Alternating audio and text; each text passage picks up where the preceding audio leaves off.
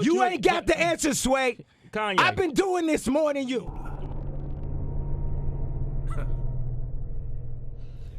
Well, you've come to the right place. Yharnam is the home of blood ministration. You need only unravel its mystery. But where's an outsider like yourself to begin? Easy, with a bit of Yharnam blood of your own. But first, you'll need a contract. Good. All signed and sealed. Now, let's begin the transfusion. Oh, don't you worry. Whatever happens, you may think it all a mere bad dream.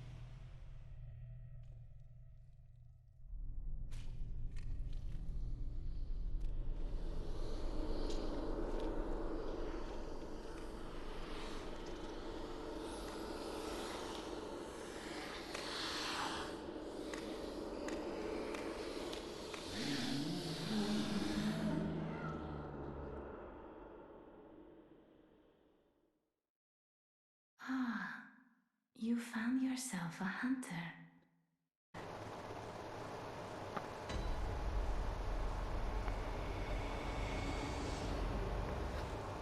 Alrighty, welcome guys. This is your boy Sway the God, and I'm bringing you some more Bloodborne gameplay. For now, I'm going to be doing a Bloodborne campaign walkthrough. I'm going to take you guys pretty much from beginning to end in this new Sway Play series.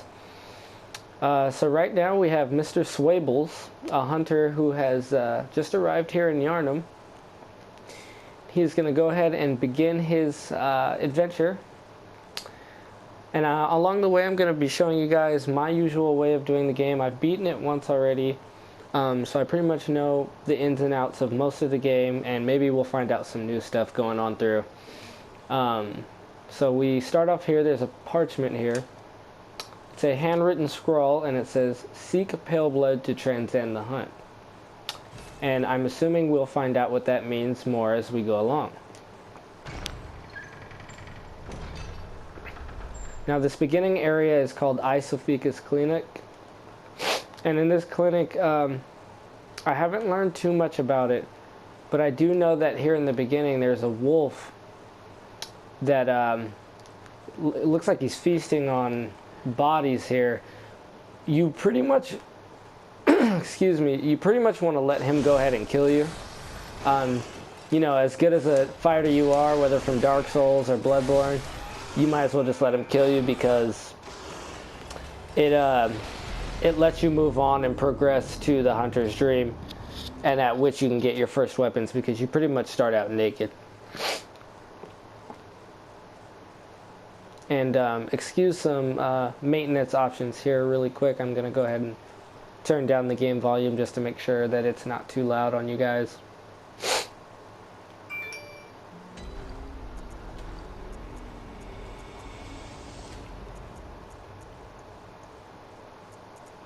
Alright, looks good.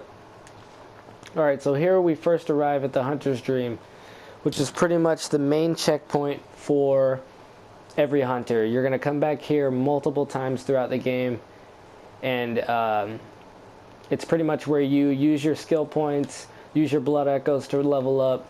Over here we have the bath, the messenger bath, and in here You use your blood echoes to buy and sell items, such as weapons, chalices, runes, and other kind of things that they have here for us. For now, we don't have any money, so we need to first go off. Whenever you come here for the first time during a new game, you want to come up, go up to the stairs, and there should be some messengers here that offer you your first trick weapon. And for this playthrough, I'm going to go ahead and go with the Hunter Axe. Second of all, you move up a little bit, and then they offer you your first firearm. Honestly, with the pistol, I would expect more advanced users to use the pistol because it requires more of a direct hit to engage viscerals, which we'll speak about more in a little bit. And with the blunderbuss, I advise that to people who are new to the game because it has a wider spread and allows for easier viscerals, but it does use a couple more bullets, I believe. Oh no, I'm wrong. It uses one bullet. I apologize. So I'm going to go ahead and go with the blunderbuss. And up here is important too if you play online. The notebook allows you to read and write messages for other players along in your same area of progress in the world.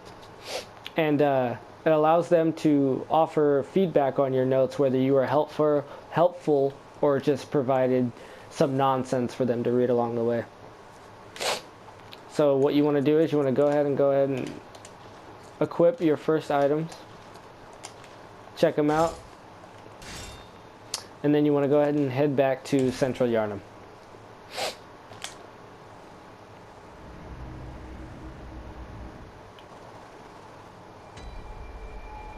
Alrighty guys, we are back here in Isophica's clinic. I don't know if I'm saying that right, by the way. Please correct me with any pronunciations and whatnot in the comments below. I'd appreciate it very much. So right now we're just going to head through the first part. At this point, you don't want to let the wolf kill you. It should be a pretty easy fight. Make sure you know how to dodge and whatnot. And we'll continue on. Here you should find some blood vials. Blood vials are very important in this game. If you don't know what those are, they're pretty much your Estus flasks from Dark Souls 2, which keep you healthy and replenished. Your Quicksilver bullets are what's going to be used by your firearm, and you do not want to run out of those. Here we enter into Central Yharnam, which is going to be the main area for the first part of the game. You'll come around this corner, and then you'll want to pull this lever here. And what this lever does is it brings down this ladder, which leads you to your first lamp, and I'll explain what the lamps are in a second. Oh, rookie mistakes. Mr. Swaybles don't play around with you bitches now. We're gonna go ahead and come up through the ladder.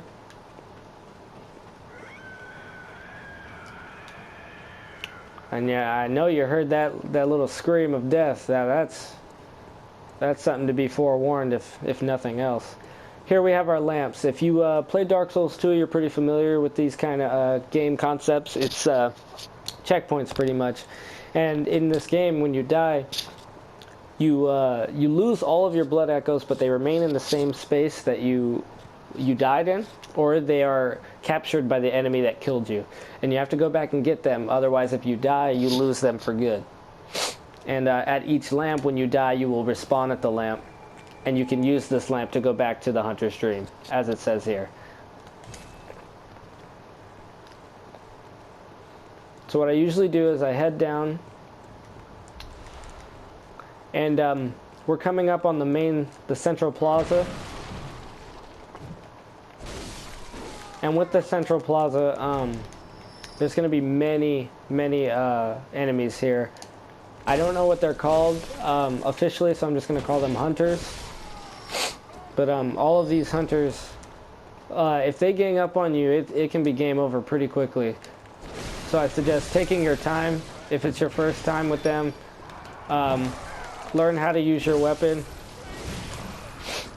Try not to get caught in a group. That's the easiest way to die in this game.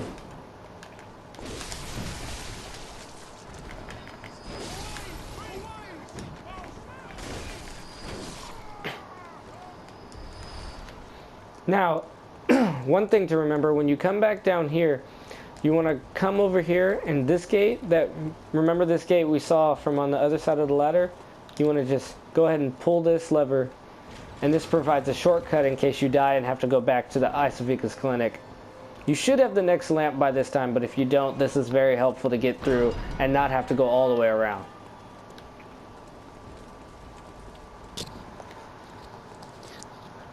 So we're moving on. One note to remember about this this area is it's a very big farming area. I come here, even when I'm level 100, I come here and farm because all these enemies give away quicksilver bullets and blood vials, and they're very essential when you're needing to, you know, farm for bosses and whatnot. Another thing that we need to keep in mind of is these lanterns here, these kind of lavenderish lanterns.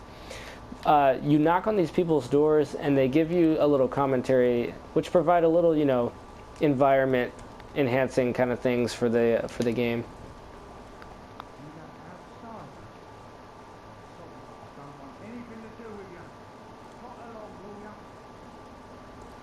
Yeah, so a lot of people really don't like what you're doing here. I don't know why.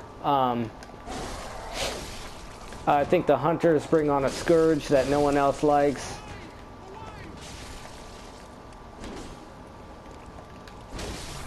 But you want to pay attention because some of those houses that you go to are necessary for a certain area of story progression that I will introduce later. And like I said, remember to grab all the resources that you can because they're all very useful within early game and throughout the game. Watch out for this guy.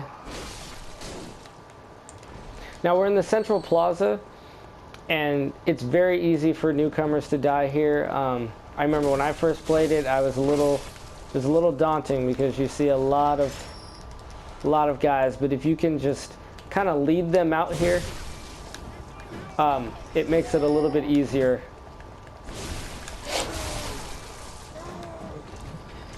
And be careful with whatever weapon you choose. I chose the axe, and it has a very slow attack speed, but the strength is much better than the the cleaver. But I recommend the cleaver all the way for novice players.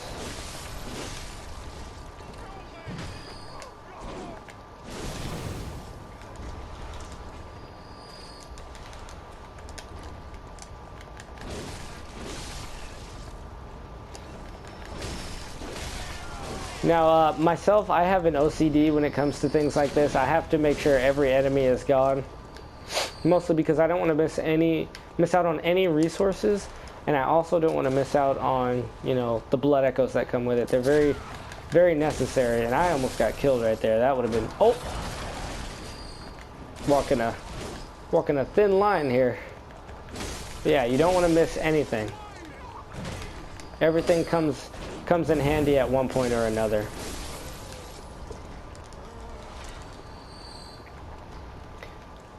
Most likely this will have to be a two-part video. I'm gonna have to stop here shortly, but it will continue, I promise, and I will continue to show more sections.